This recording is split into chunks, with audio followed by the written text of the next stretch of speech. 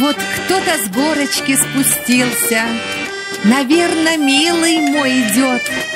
На нем защитная гимнастерка, она с ума меня сведет. На нем погоны золотые и яркий орден на груди. Нет, ребята, я не гордый. Не загадывая вдаль, так скажу. Зачем мне орден? Я согласен на медаль. На медаль, и то не к спеху. Вот закончили б войну, вот бы в отпуск я поехал на родную сторону. Буду ли жив еще?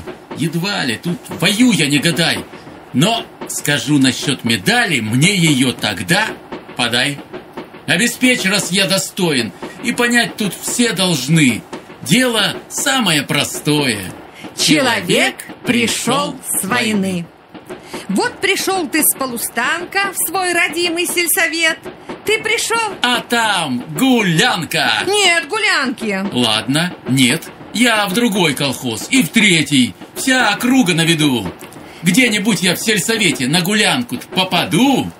И явившись на вечерку, хоть не гордый человек, я бы не стал курить махорку, а достал бы я Казбек. И сидел бы я, ребята, там как раз, друзья мои, где мальцом под лавку прятал ноги босые свои. И дымил бы папиросой, угощал бы всех вокруг. И на всякие вопросы отвечал бы я не вдруг. Как, мол, что? Бывало всяко. Трудно было? Как когда? Много ли раз ходил в атаку? Да случалось. Иногда.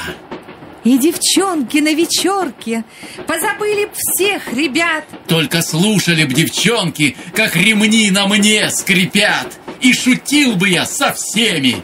И была б среди них одна. И медаль на это время мне, друзья, вот так нужна.